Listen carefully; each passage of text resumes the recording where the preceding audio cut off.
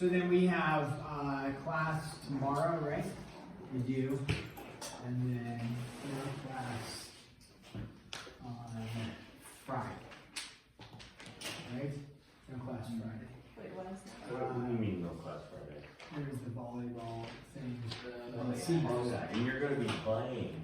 Not in the volleyball. Not in basketball. Women's sports is the new one. I remember one year, maybe I told you this, the volleyball team wanted to take on the male staff for some reason. I can't remember why. Recently? Did you Yeah, it was probably like 15 years Did you ago. win? It's pure domination. Wait, there was a lose-lose situation. What? Why? Well, because the team was pretty good, and so it was like the expectation was is that they would beat a bunch of people that don't know how to play volleyball. So if they beat us, it's like, well, yeah, should beat them. But if they lose, then it's like, Shameful. yeah, shameful. So Oh. it was just like we shouldn't have played them because sure enough, we just destroyed them, and it was like. They were mad, they were feeling hurt, it's just like some tears shed. And we were like trash talking. I wasn't like very good, but you just had a few athletic guys that can jump. And we did. Like, I don't know if the staff we have now, I don't think we could compete, but back then we had a few people. I bet you could go up on Keen's shoulders and spike the volleyball. So, anyways, I am not going to play in the volleyball game. I'm not very good at volleyball. But you will play the basketball game. I'll meander around the court for basketball. Try right What about your shoulder? My shoulder? from your rack. Oh, my AC joint? Yeah. That's fine. I don't know if I've shot a basketball since then. It's probably been a year since I've shot a basketball. Should go practice. Would you be opposed to me wrecking? Oh, I don't care. Don't juniors typically ref? Yeah. I'll turn it There as you many go. blind eyes as I can. Alright. I can't rap. I don't know basketball. I got a whistle from when I wrecked the Eagles scrimmage or whatever. What was it called? Yeah, or the Battle of the Beaks or Oh, Battle of the Beaks. Battle of the Beaks. Nice. Green white scrimmage is better. Yeah. Yeah, you can, if you ref, just keep the whistles to a minimum. Yeah. I think, I don't know, in the years past, it's like the game just drags on forever and there's just a ton of whistles and like fake technicals and you look out at the crowd and the crowd's just like bored out of their mind. Yeah. Volleyball, sure. Basketball. No, I'm just saying, like, if you look at the crowd, people aren't that into it. What do you mean? And it's like the junior ref versus the senior, and it's like, haha, they're having this moment together, and everyone's just like, okay, how do we get this over with? So keep the game flowing. No, they probably like it until lunchtime. It's like just everybody guaranteed you will miss third and fourth. Don't worry. Even if the time runs out, you're not going back to class. Enjoy, and then at lunchtime you can leave. So just keep the game flowing. Just let it flow. Unless there's egregious. Egregious. Oh, okay, one technical and then move on with life. We should get arrested back. It's like that. Just do It's it. like joke soccer I game. can't see how many times I can flagrantly foul someone before getting kicked out. Duly noted, not playing next year. Yeah. He's sweet. Oh my Me god. versus He Tate. can't get This back. I'm just gonna accidentally sweep my elbow and oops. I remember when Gabriel Schaefer played. Did he? I remember He, Connor Bernard played. That was so funny. He didn't want to play, but he went in for a few minutes. Didn't he make the 3-pointer? Maybe, I don't remember how I he think he did. did. Or Miss Ellis. I could do the Connor Pointer screen. Oh I my. don't think you ever got the book to do it. His brother just turned into a brick wall in 3 seconds. We were saying, what? Where was that during football season? Oh yeah, no kidding. That is so funny. Okay, let's look at on 16.5, page 624. I don't want to write out the whole thing. So I just want to look at their example here and make sure we understand their example. And what it is during a flu epidemic, 35% of the school students have the flu. Of those with the flu, 90% have temperatures, high temperatures. However, a high temperature is also possible in people without the flu. In fact, the school nurse estimates that 12% of those without the flu have high temperatures. And so then incorporate the facts given above into a tree diagram. So I just wanted to draw the tree diagram here. And what they state is 35% have the flu, so they have 0.35 there, right? And when we do tree diagrams, if this is 0.35, this other one has to be add up to be 100%, right? So 100%, you're going to pull a student, either they have the flu or they don't have the flu is what we're looking at. So there's not a third option in this tree diagram for right here. So then they label it, right? They have flu, and then they have F, and then they have a little apostrophe there. F apostrophe, for their purposes of what the writing means, not flu, right? So they tell you that in there. F and F prime represent has the flu and then does not have the flu. So flu, no flu, and then from there they break it down to temperature and then no temperature. So if you have the flu, pretty good chance you're going to have a high temperature, 10% chance you don't have a high temperature, and then if you don't have the flu, there is a chance that you have a high temperature, and then a pretty good chance that you don't have the temperature not like that. Okay, so then that's our tree diagram, and then it says about what percent of the student body has a high temperature. So for that, we're looking at what's the probability that they have a high temperature. So you're looking at temperature and you're looking at temperature. So you can see there, they say what's the probability of having a temperature. So to find the probability of having a temperature, it's the two routes you would go, the probability of having the flu and the temperature, and then the probability of not having the flu and then having a temperature. And then they add them together. So it's the probability, and you can see it listed there, F and T, and then plus the probability of not F, and then also having a temperature like that. And to find the probability of F and the temperature, we take those and we multiply that together, and then not the flu but the temperature, and you multiply those together. And you can see the end result is 0.393. So in this flu outbreak, there's a 39.3% chance that a student has a high temperature. Okay. So then the other thing is, if a student has a high temperature, what is the probability that the student has the flu?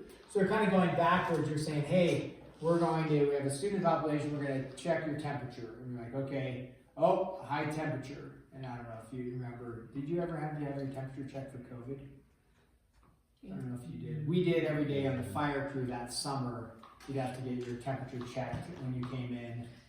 And then if it was, I can't remember what it was, 100 or something. If there was a threshold, then you had to go home. And then you have to have it checked at the end of the day too. What? I remember in the mornings I'd be like doing a little workout and then show up and like it would scan and it would always be like high because I was like sweating. And I have to like, go back, go outside, cool down, come back in. That's good.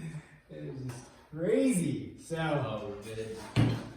but it's like if you had a high temperature, it's kind of the same thing. If you have a high temperature, what was the chance that you actually had COVID, or you just had a high temperature? So that's the question here: is what's the probability? And you can see, I'll just write it up here. It's the probability of that you have the flu given a high temperature. F given T. If you remember the bar, I think we were talking to you yesterday about that, like 16-2 or something, is where that was from, or 16-1. Yeah. So F bar T means that you have the flu given that you have a high temperature. So you're going to get a high temperature. Do you have the flu? So if you do have a high temperature, is there a pretty good chance you have the flu? Yeah. Yeah. So there's a chance you don't have the flu, but a pretty good chance you do have the flu. So the number should be high. So to find that, you do find the probability. You do the overall probability of all the people with a temperature, which we already found, or they found for us. And then on the top, it's the probability of the flu and the temperature. So that one is, because we're trying to figure out if you have the flu given that you have a high temperature. So all of the temperatures, and then is the total possibilities, and then the flu and the temperature. And so the flu and the temperature, which we would have already found as well, is just the multiplication of, right, 0.35 times 0.90, and then divided by the other one we came up with, which was this, 0.393.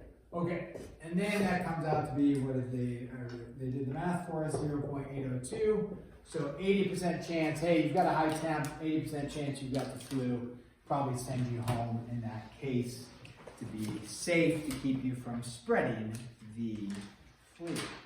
Okay, so let's go ahead and take a look at some of the written exercises from this.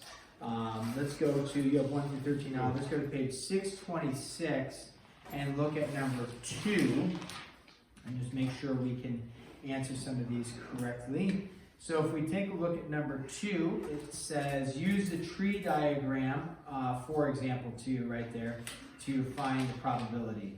We're not going to do all of these, but let's go ahead and find for number 2A. 2A says find P of S. So what's the probability of S happening?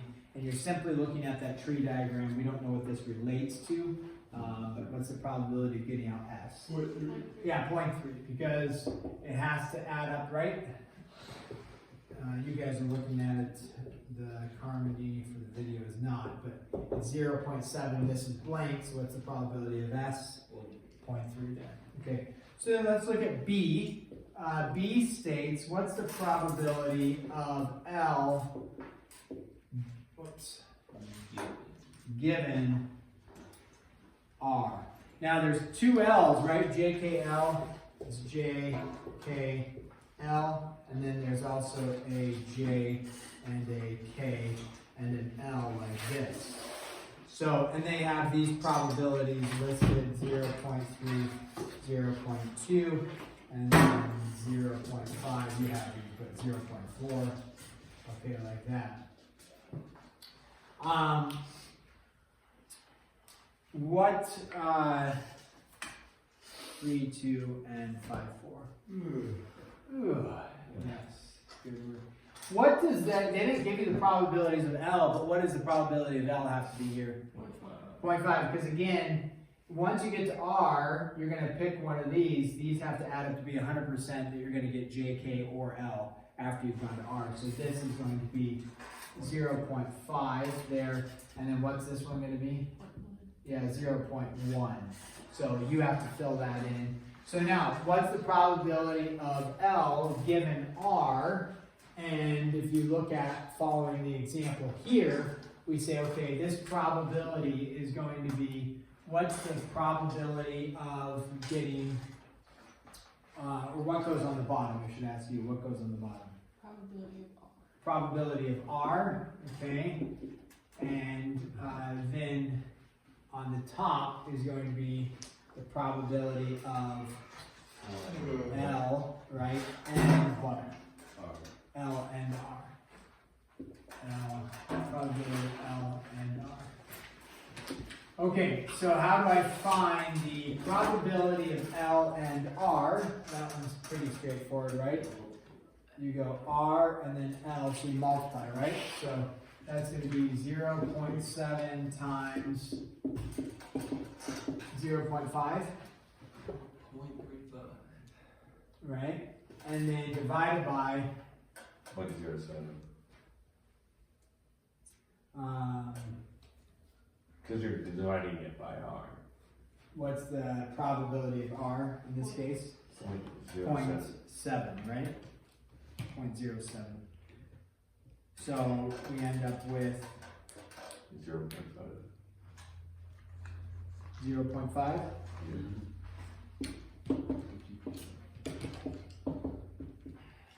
Okay.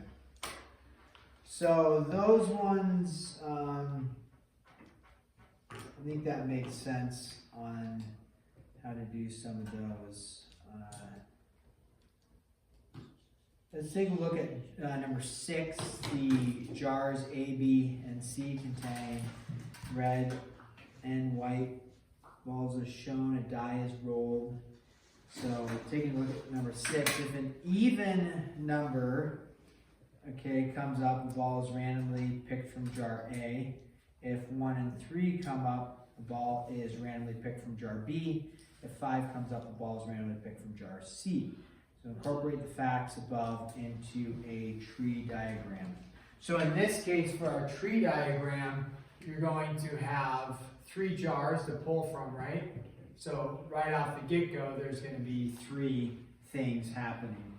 And so the first one is the 3 jars. You have jar A, and then B, and then C. Okay? So now with A, B, and C, and then it shows you they contain white balls and red balls there. So what is the probability that you're going to draw from jar A? 50? Yeah. So 1/2 or 0.5. What is the probability you're going to draw from jar B? 1/3. 1/3, right? Because it says if 1 or 3 comes up, the ball is pulled from. So it's 2/6 or 1/3. And then what's the last? And this is why you would want fractions as opposed to decimal, just because it's not 0.3. It'd be 0.3 repeating, which you could write as fine. But then what's the fraction going to be over here? 1/6. Okay, and those would add up to be 100% for. Then it says, so then what the next one would be is, so now you know which jar you're going to pull from. You're going to reach in and you're going to pull something from the jar. What are your 2 options from jar A? Red or white. Jar B is red or white, and then red or white like that. So that's how we would set up this tree diagram. And a red is, so, and then we can just do the probability there to get a red ball would be 1/3, right? And then 2/3, and then the other one has, it looks like it's 50-50, right? 50-50 on jar B, and then jar C is 3 reds, so 3/4, and then 1/4. Hey. Oh, I thought that would be cooked. Me too. Okay, so now we got that set up, and now find the probability of picking a red ball. So just purely the probability of picking a red ball. So you come back over here, what's the probability of picking a red ball? Come back over here, it's like, what's the probability of getting a temperature, right? It doesn't say a temperature given that you don't have the fluid, it just says what's the probability of getting a temperature. So in which case you need to do like we did over here, in this case there's 3 different ways to get a red ball. So it's the probability of A and red, right? Plus the probability of B and red, and then plus the probability of C and red. So What'd you get? 11 divided by 24. 11 divided by 24. Sometimes you amaze me, you know. You put the hood up, put the head down, make exasperated noises, and then you end up with an answer that's correct. I don't make noise when I have. That's GP. You don't know. Okay, so yeah, 11 out of 24. I didn't do it, but you did A and then R, and then Also, do not use a calculator.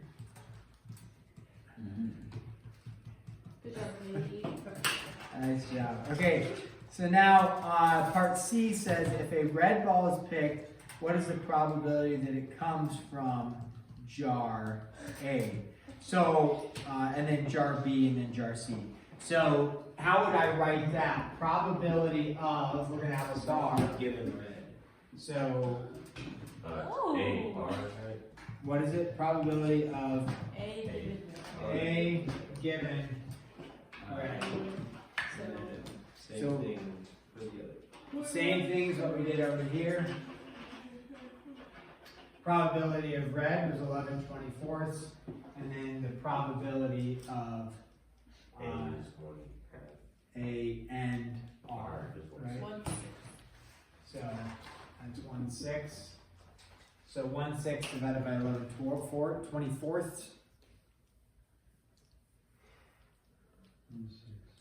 4 11ths. 4/11. Yes. And that matches the book answer. So Great. good work. Okay, so we don't need to do jar B, jar C. We understand that. Let's go over to number 8. T. Right, is that right? If you divide both sides by 4 or 6, right? You get the 4/11ths on the bottom, right? 1 divided by 4/11ths, right? Or oh no, then you flip it around. Okay. Okay. Flip it around. Okay, number 8. 5% of the welds on an automobile assembly line are defective. It's not great. I know. Uh-oh. So, the defective welds are found using an X-ray machine. That's good. The machine correctly rejects 92% of the defective welds and correctly accepts all the good welds. So, okay, incorporate the given facts. So you have two things happening. You have the defective and then you have the non-defective, right? For the welds. So if you have we're gonna make a tree diagram, we're gonna say, okay, from this, we have defective, and then how do we write non-defective? I guess you can write, Defective. right, or you could write non-defective, but defective and then non-defective. So in defective, how many defective welds are there? What's the percent? 0.05. 0.05, right? So 5%, so then this is 0.95. 95. Okay. Then the X-ray machine does two things, right? It takes the defective welds and it X-rays them. The defective welds are found using an X-ray machine. The machine correctly rejects 92% of the defective welds, correctly accepts all the good welds. So with the defective welds, it's going to reject them, right? Or it's going to accept them. So of the defective welds, it rejects how many? 92%, 0.92, so then it accepts what?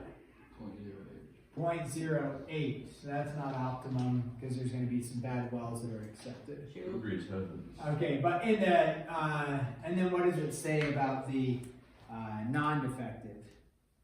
All are accepted. Reject. All are accept. So rejected and accept. So what's the probability of rejecting? 0. What's this number then? No. 1. Yeah, for 100%. Okay, so there's a tree diagram. And then what percent of the welds are accepted?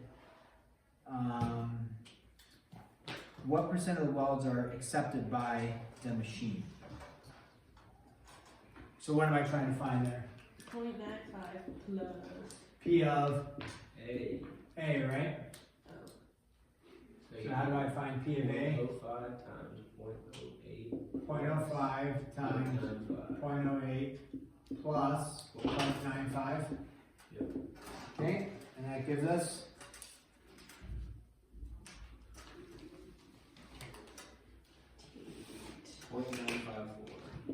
0.9, so 0.954, 95.4% of all the welds are accepted.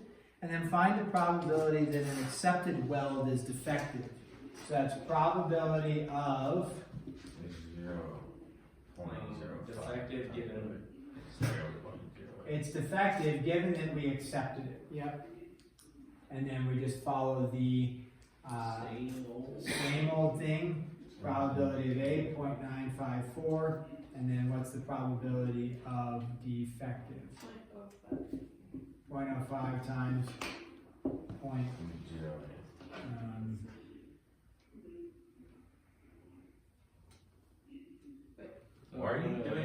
Why are you doing the other accepted? Wouldn't it be 0.05 divided by 0.08 or something? So that would be 0.08. 0.05 times 0.08. Times Yes. 0.08 Yeah. for defective. And what does that give us? 0.004. 0.004, which tells you that 0.4% of the welds are defective that end up on the cards. Could be worse. Could be worse. That is true. Could be better. Not approved by Mr. C. We'll have to ask Mr. C if that would be acceptable. Yeah. Ask him today in class. Do you have them? Ruger, do you have them? No.